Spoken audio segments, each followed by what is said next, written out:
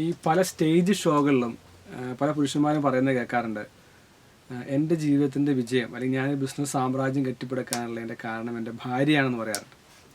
അപ്പോൾ യഥാർത്ഥത്തിൽ ഈ കുടുംബ ബന്ധങ്ങളിൽ പാർട്ട്ണർ വഹിക്കുന്ന റോള് ഭയങ്കര വലിയതാണ്.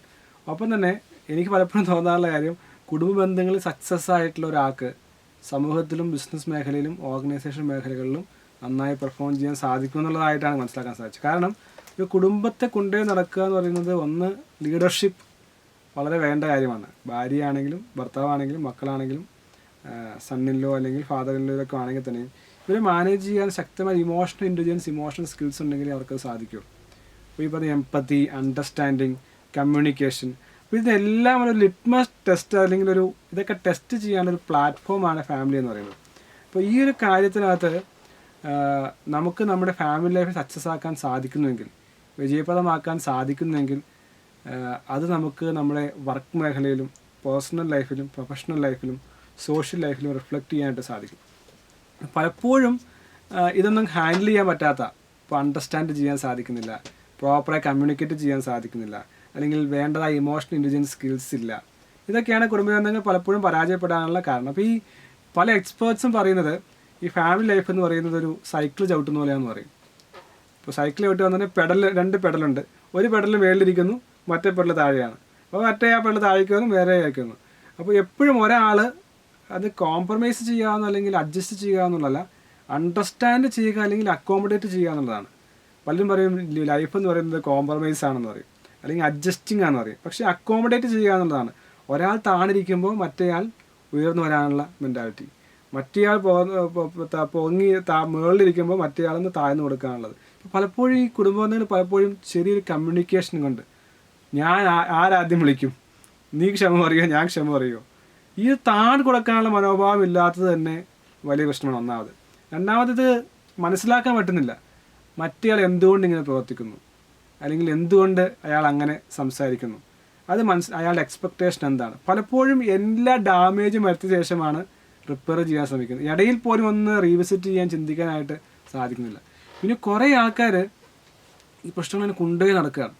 പലപ്പോഴും തോന്നാറുണ്ട്, ഒരു കൗൺസിലർ എടുത്ത് പോകാൻ അല്ലെങ്കിൽ ഫാമിലിയിൽ നിന്ന് കൺസൾട്ട് ചെയ്യാൻ പറഞ്ഞു കഴിഞ്ഞാൽ എന്തോ വലിയ തെറ്റായിട്ടാണ് ഇപ്പോഴും പരിഷ്കൃത സമൂഹം ചിന്തിക്കുന്നത്. അപ്പോൾ ശരിക്കും പറഞ്ഞാൽ നമുക്കറിയാം, ഈ കുടുംബ ബന്ധങ്ങളിൽ 99.99% കുടുംബങ്ങളിലും പ്രശ്നങ്ങളുണ്ട്. അതെല്ലാം പ്രശ്നങ്ങളോടെയാണ് കടന്നു പോകുന്നത്. ഒരാൾ തുറന്നു പറഞ്ഞു കഴിഞ്ഞാൽ അല്ലെങ്കിൽ മറ്റുള്ളവർ അറിഞ്ഞു കഴിഞ്ഞാൽ എന്തോ വലിയ അപവാദമാണ് ചിന്തിക്കുന്ന ആൾക്കാരാണ്. അപ്പോൾ ചിലപ്പോൾ ഒരാൾ എന്ത് ചെയ്താൽ കൗൺസിലിംഗ് സമ്മതിക്കില്ലായിരിക്കാം, അല്ലെങ്കിൽ തുറന്നു പറയാൻ സമ്മതിക്കില്ലായിരിക്കാം. അത് പറയാത്തിടത്തോളം കാലം ഒരിക്കലും ഇമ്പ്രൂവ് ചെയ്യാൻ സാധിക്കില്ല. അപ്പോൾ പലപ്പോഴും പല കുടുംബ ബന്ധങ്ങളും ഒരാൾ വളരെ സഹിച്ച് പോവുമായിരിക്കും. മറ്റേയാൾ എപ്പോഴും ഇപ്പോൾ 3 റോള് പറയുമല്ലോ, victim role, saviour role, prosecutor റോളെന്ന് പറയുന്നത്. ചില ആൾ എപ്പോഴും വിക്ടിമായി കളിച്ചുകൊണ്ടിരിക്കുന്നു, മറ്റേ ആൾ പ്രോസിക്യൂട്ടറായി നിൽക്കൊണ്ടിരിക്കുകയാണ്. അപ്പോൾ ഈ ഒരു ആരെങ്കിലും ഒരാൾ സഹിച്ചാൽ എത്ര സഹിക്കാൻ പറ്റും, ആ സഹിക്കുന്ന ആളുടെ ജീവിതം എത്ര ദോഷകരമായിരിക്കും. അപ്പോൾ അതുകൊണ്ട് ചിലപ്പോൾ മറ്റേ ഈ ഡൊമിനേറ്റ് ചെയ്യുന്ന ആൾക്ക് അറിയില്ലായിരിക്കും ഇന്നയാൾ ഇത്രയും വികാരത്തിൽ കടന്നു പോകുന്നു, വിഷമത്തിൽ കടന്നു പോകുന്നെന്ന് മറ്റേ ആൾ അറിയുന്നില്ലായിരിക്കും. അപ്പോൾ ഇയാൾ എങ്ങനെ മനസ്സിലാക്കി കൊടുക്കാൻ സാധിക്കും? അപ്പോൾ ഈ ഒരു കാര്യത്തിനകത്തൊരു ഇൻ്റർലോക്വേറ്റർ അല്ലെങ്കിൽ ഒരു മീഡിയേറ്റർ അല്ലെങ്കിൽ ഒരു കൗൺസിലറൊക്കെ ആവശ്യമാണ്. അപ്പോൾ നമുക്കൊരു അസുഖം നമ്മൾ എന്ത് ചെയ്യും? നമ്മൾ ഹോസ്പിറ്റലിൽ പോകും, മരുന്ന് കഴിക്കും. പക്ഷേ മനസ്സിൻ്റെ പ്രശ്നങ്ങളൊക്കെ, കമ്മ്യൂണിക്കേഷൻ പ്രശ്നങ്ങളൊക്കെ, കുടുംബ പ്രശ്നങ്ങൾക്ക് ഒരാളെ കാണുന്നത് എന്തോ പ്രശ്നമായിട്ട് ഇപ്പോഴും സമൂഹം കാണുകയാണ്.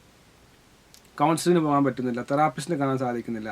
അപ്പോൾ ഇതൊക്കെ ശരിക്കും പറഞ്ഞാൽ എല്ലാ കുടുംബങ്ങളിലും ഉള്ള പ്രശ്നമാണ്. ഈ പുസ്തകമല്ല, മാൻ ഫ്രം വീനസ് എന്ന പുസ്തകങ്ങളുണ്ട്. രണ്ടും ഓപ്പോസിറ്റ് ഡയറക്ഷനാണ്. ഓപ്പോസിറ്റ് ഫാമിലിയിൽ നിന്ന് വരുന്നു, ഓപ്പോസിറ്റ് കൾച്ചറിൽ നിന്ന് വരുന്നു, ഓപ്പോസിറ്റ് ബാക്ക്ഗ്രൗണ്ടിൽ നിന്ന് വരുന്നു. എല്ലായ്പ്പോഴും ആകണമെന്നില്ല. അതുകൊണ്ട് ഇത് കൂടി ഇടിക്കുമ്പോൾ ഒരു സ്പാർക്ക് ഉണ്ടാകുകയും സ്ഫോടനം ഉണ്ടാകുകയും ചെയ്യാവുന്ന സ്വാഭാവികമാണ്. പക്ഷെ അതിനൊരു ജീവിതകാലം മൊത്തം നൽകുന്ന പ്രശ്നമായി കണ്ടുകൊണ്ട് മനുഷ്യൻ ജീവിക്കുമ്പോഴാണ് ഈ പ്രശ്നങ്ങൾ കൂടുതൽ വഷളാകുകയും ബന്ധങ്ങൾ വേർപെടുകയും മക്കൾ അനാഥരാകുകയും മാതാപിതാക്കൾ അല്ലെങ്കിൽ ബന്ധുക്കൾ വിഷമിക്കുകയൊക്കെ ചെയ്യുന്ന അവസ്ഥ.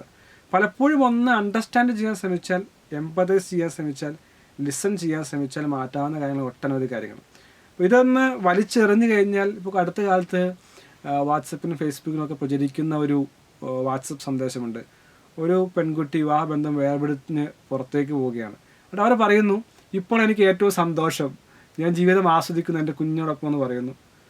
അപ്പോൾ കുഞ്ഞോടൊപ്പം യാത്ര ചെയ്യുമ്പോൾ കുഞ്ഞ് പറയുകയാണ്, കുഞ്ഞ് സന്തോഷവതിയല്ല. അപ്പോൾ കുഞ്ഞ് പറയുകയാണ്, നല്ല കാര്യമാണ്, നമ്മൾ കുറേ സ്ഥലങ്ങളൊക്കെ പോകുന്നു, പക്ഷെ എനിക്ക് ആസ്വദിക്കാൻ പറ്റുന്നില്ല, എനിക്ക് സന്തോഷവും കിട്ടുന്നില്ല എന്ന് കുഞ്ഞ് പറയുകയാണ്.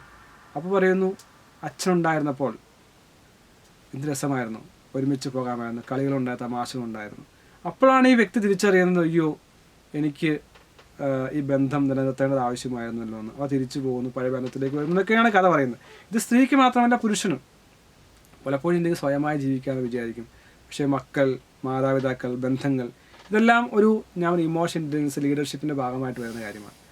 അപ്പോൾ ഒരിക്കലും സെക്കൻഡ് ചാൻസ് കൊണ്ട് നന്നാക്കാമെന്ന് വിചാരിക്കുമ്പോൾ സെക്കൻഡ് ചാൻസ് നന്നാകും, ഇനിയും എനിക്ക് ചാൻസ് ഉണ്ട് എന്ന് ചിന്തിക്കുന്നത് അത്ര എളുപ്പകരമാകണമെന്നില്ല. എന്ന് വെച്ച് ടോക്സിക് റിലേഷൻഷിപ്പ് നിലനിർത്തണമെന്നല്ല ആഗ്രഹിക്കുന്നത്.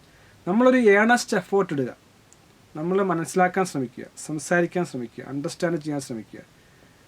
അതിന് എല്ലാ ശ്രമങ്ങൾക്ക് ശേഷവും ഇത് നടക്കുന്നില്ല എന്ന് തോന്നിയാൽ, അതുകൊണ്ടാണ് പണ്ടൊക്കെ ആണെങ്കിൽ ഡിവോഴ്സ് ചെയ്യുക എന്ന് പറയുന്നത് തന്നെ വലിയ പ്രശ്നമാണ്.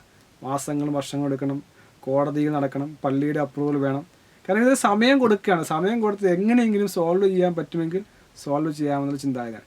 ഇന്നിപ്പോൾ ഇതല്ല, ഒന്ന് ഒരു രണ്ടാം വാക്കിൽ ഡിവോഴ്സ് ചെയ്യുന്ന അവസ്ഥയിലേക്ക് മനുഷ്യൻ മാറിയിരിക്കുകയാണ്.